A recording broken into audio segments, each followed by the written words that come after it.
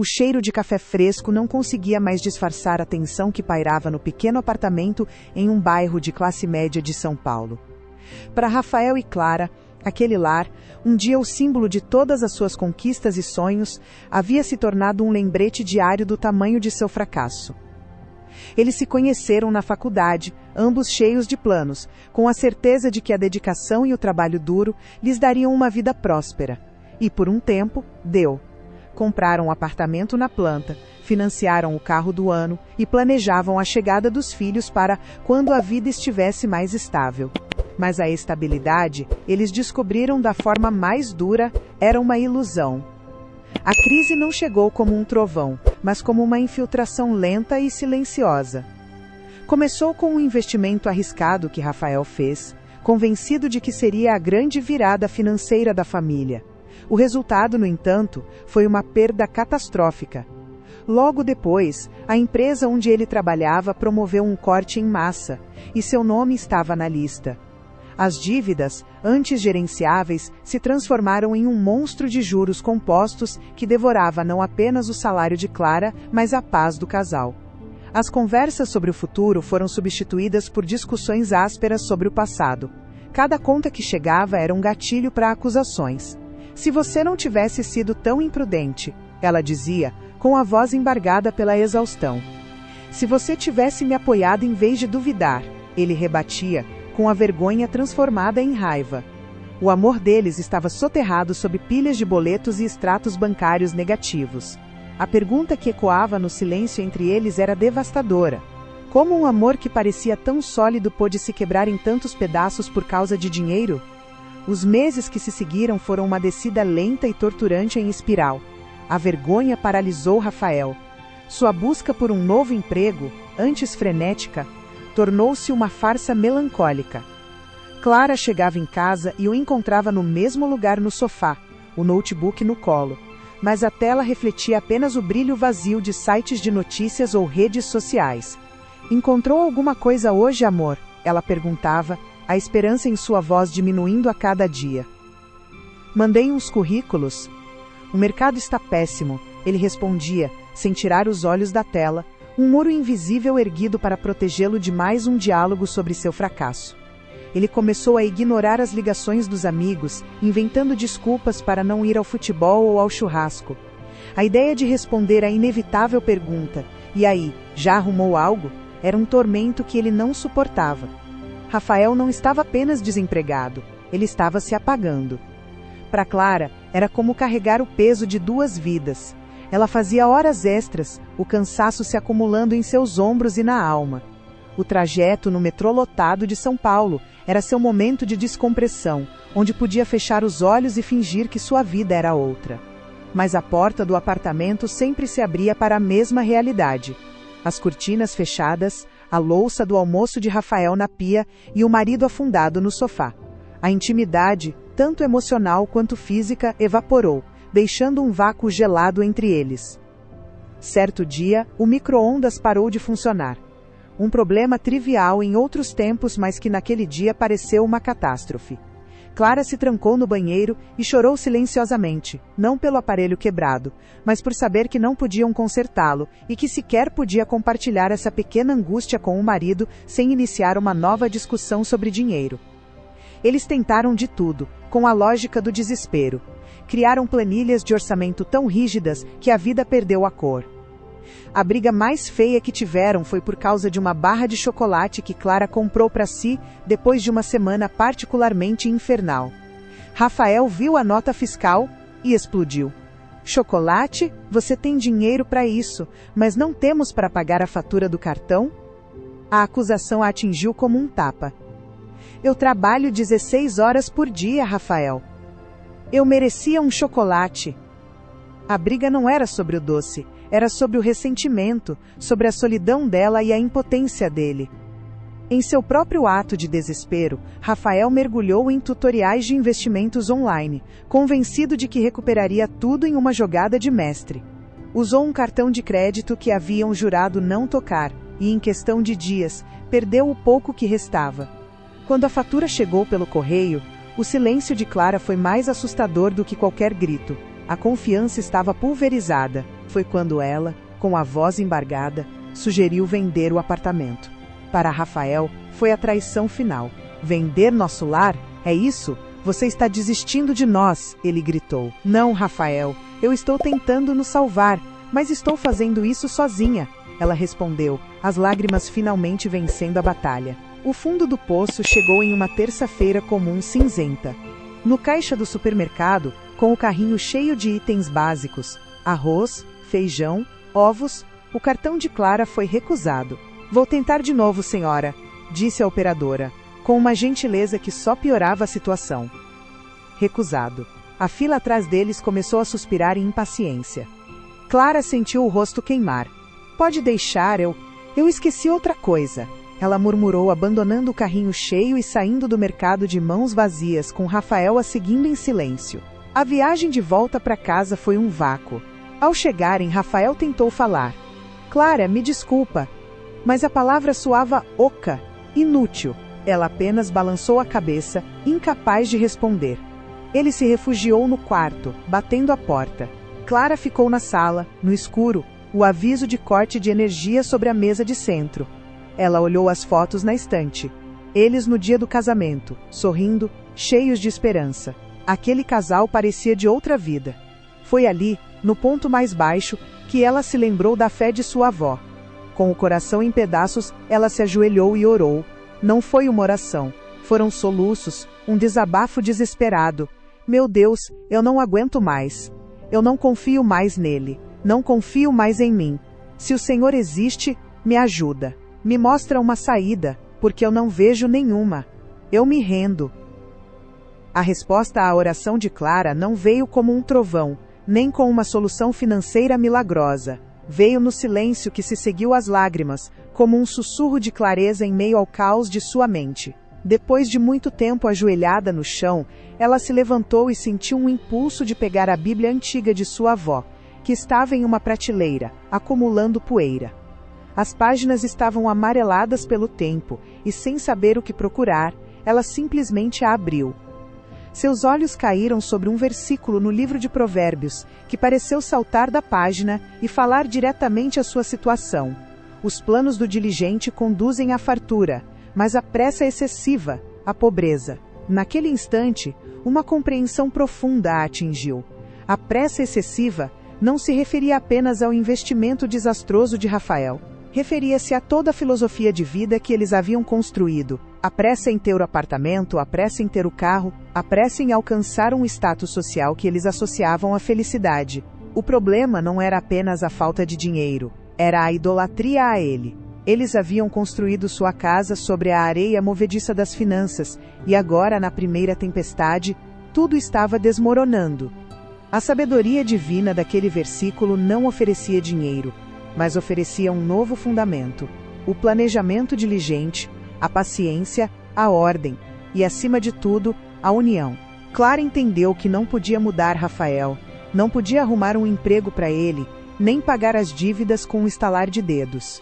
Mas ela podia mudar a si mesma, podia mudar a energia que trazia para dentro de casa.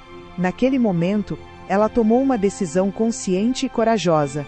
Iria parar de lutar contra o marido e começar a lutar pelo casamento. A guerra das acusações precisava acabar, e ela teria que ser a primeira a baixar as armas. A partir dessa decisão, nasceu em sua mente a atitude prática central, que guiaria a transformação. Ela o chamou de o Acordo da Transparência e da Unidade. Um pacto com 2 pilares inegociáveis. Primeiro, transparência financeira absoluta, colocando todas as contas, dívidas e medos na mesa, sem segredos. Segundo, nenhuma decisão financeira, por menor que fosse, seria tomada sozinha. Eles se tornariam um só corpo, não apenas no amor, mas também na administração de seus recursos, por mais escassos que fossem. Com o coração ainda batendo forte, entre o medo e uma nova e frágil esperança, ela foi até o quarto. Rafael estava sentado na beira da cama, olhando para o nada. Ele se encolheu, esperando outra onda de críticas. Mas a voz de Clara saiu suave. Rafa!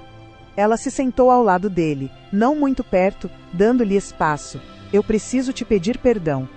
Eu deixei o medo e a amargura me consumirem. Eu te culpei por tudo, mas o erro também foi meu.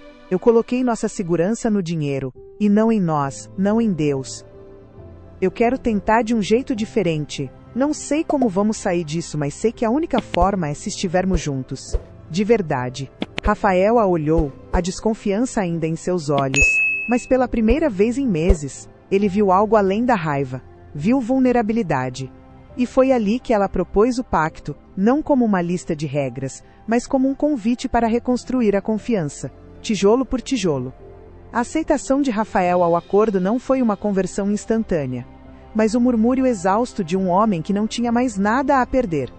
Na noite seguinte, a mesa de jantar, antes um campo minado de acusações, tornou-se um centro de comando para uma guerra diferente, a guerra pela restauração. Eles reuniram tudo. A notificação extrajudicial do banco, a carta do condomínio com juros sobre juros, as faturas de cartões de crédito com compras de um ano atrás, de uma vida que não existia mais. Conforme espalhavam os papéis, o monstro da dívida revelava sua face completa, e era mais feia do que imaginavam. O ar ficou pesado. Rafael afundou na cadeira, passando as mãos pelo cabelo.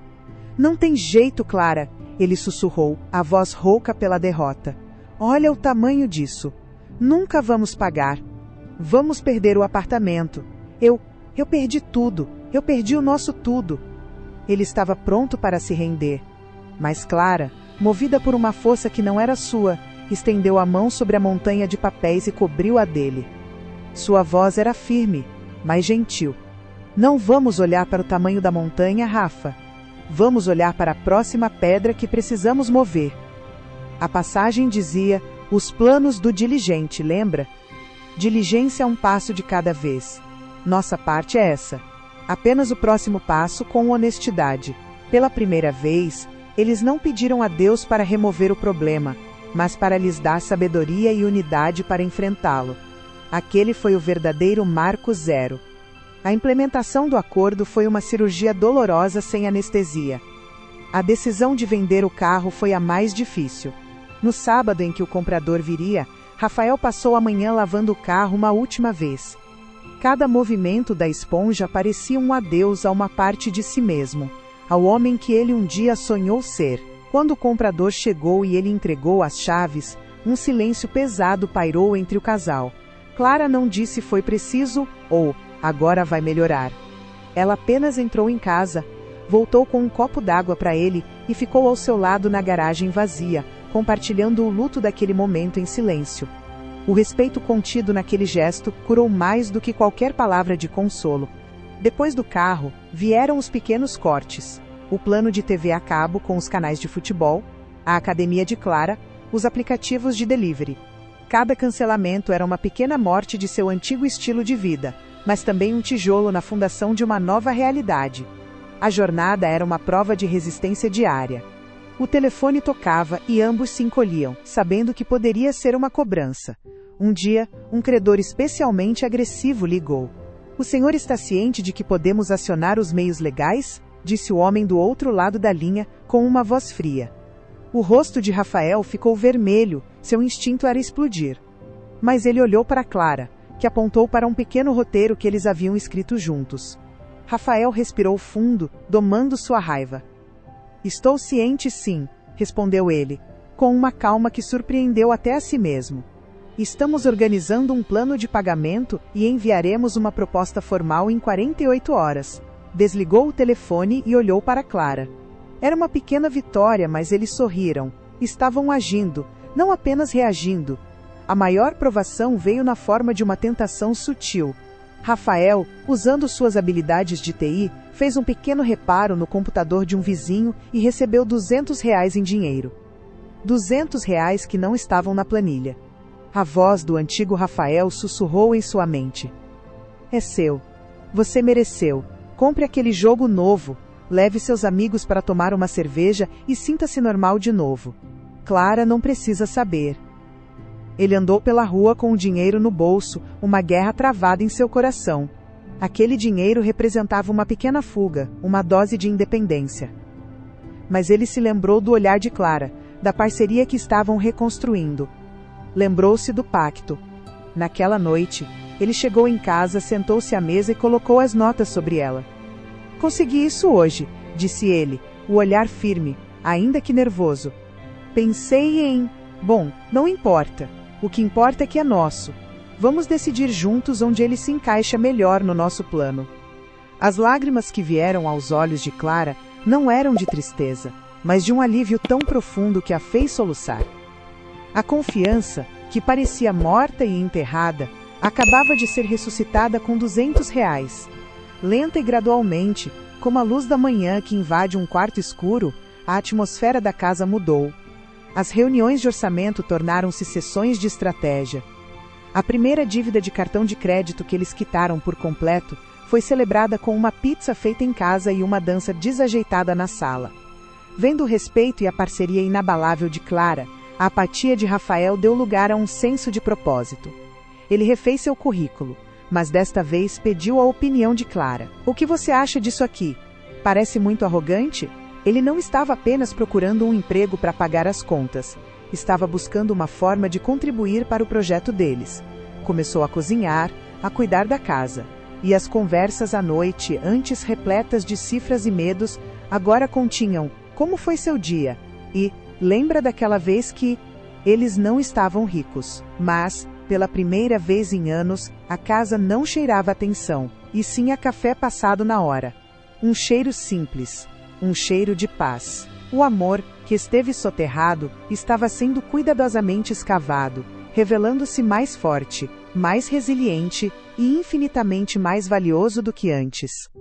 2 anos se passaram. O apartamento em São Paulo era o mesmo, mas tudo dentro dele havia mudado. As dívidas, antes um monstro que assombrava cada canto, haviam sido domadas, uma a uma. Rafael conseguiu um novo emprego. Não era o cargo de gerência com o qual ele sonhara na faculdade, mas era um trabalho digno, que ele exercia com uma gratidão e uma humildade que nunca tivera antes. Eles ainda viviam com um orçamento, mas a planilha não era mais um instrumento de privação, e sim um mapa para a liberdade e para a paz de espírito. Eles aprenderam que a prosperidade não estava na abundância de coisas, mas na ausência de ansiedade. A maior transformação, no entanto, não estava no extrato bancário, mas na forma como se olhavam. A comunicação, antes um campo minado, agora era um porto seguro. Eles conversavam sobre tudo, dos medos mais profundos às alegrias mais simples, com uma abertura que jamais tiveram. O acordo da transparência e da unidade não era mais uma regra forçada, mas o ritmo natural de seus corações. A intimidade floresceu sobre esse novo solo fértil, mais profunda e significativa do que a paixão dos primeiros anos, pois era forjada no fogo da provação e cimentada pelo respeito mútuo. Eles eram um time, não por conveniência, mas por uma aliança sagrada. Em uma noite de sábado, sentados no mesmo sofá onde Rafael um dia se afundou em apatia, ele pegou a mão de Clara. Lembra daquela noite do supermercado? Ele perguntou, a voz tranquila. Eu achei que era o fim. O fim de tudo. Clara se aninhou em seu ombro e olhou para a sala, agora preenchida por uma sensação de paz. E foi o fim, Rafa, ela respondeu. Foi o fim do nosso jeito orgulhoso e apressado de fazer as coisas. E foi o começo do jeito de Deus. Naquele momento, eles reconheceram com clareza a verdade de sua jornada. Seus esforços, sua diligência e seus sacrifícios foram essenciais. Mas foi a fé que lhes deu a força para começar, a sabedoria para planejar e a esperança para perseverar quando suas próprias forças falharam. A grande lição que aprenderam foi que a crise financeira nunca foi de fato sobre dinheiro. O dinheiro foi apenas o sintoma que revelou a verdadeira doença. Um casamento construído sobre a fundação frágil do orgulho, da falta de comunicação e de prioridades desalinhadas. Ao serem forçados a reconstruir tudo do zero, eles escolheram uma nova fundação, a rocha da fé, da unidade e da humildade. Aprenderam que a verdadeira riqueza não se conta em reais, mas em confiança, respeito e na paz de saber que, juntos e com Deus, eles poderiam enfrentar qualquer tempestade que a vida lhes enviasse. A jornada de Rafael e Clara é um testemunho poderoso de que mesmo as fundações mais abaladas podem ser reconstruídas. Eles foram do desespero absoluto, de um casamento em pedaços e finanças em ruínas, para uma união mais forte e uma paz que dinheiro nenhum pode comprar. A história deles nos ensina que, muitas vezes, as crises que enfrentamos são convites para uma transformação profunda, para reavaliar sobre o que de fato construímos nossa vida e nosso relacionamento. Se você se viu em algum momento na história de Rafael e de Clara, se o peso das dívidas, a falta de comunicação ou desespero estão batendo à sua porta, receba esta mensagem de esperança. A restauração é possível. Ela exige coragem, exige a decisão de agir com diligência, como eles fizeram com seu acordo da transparência e da unidade. Exige a humildade de perdoar e de pedir perdão. Mas, acima de tudo, exige a fé para acreditar que você não está lutando sozinho. A fé é a força que nos impulsiona a dar o primeiro passo, mesmo no escuro, confiando que há um plano maior para a nossa vida. E agora, gostaríamos de ouvir você. O que mais te tocou na história de Rafael e Clara? Qual lição você leva para o seu coração? Deixe seu comentário abaixo. Sua partilha pode ser a palavra de força que outra pessoa precisa ler hoje. Se esta mensagem te abençoou, deixe sua curtida para que ela alcance mais lares. E se você conhece alguém que precisa ouvir que há esperança, compartilhe este vídeo. E para não perder nenhuma de nossas futuras histórias de fé e superação, inscreva-se no canal. Vamos juntos espalhar a certeza de que todo casamento pode ser restaurado.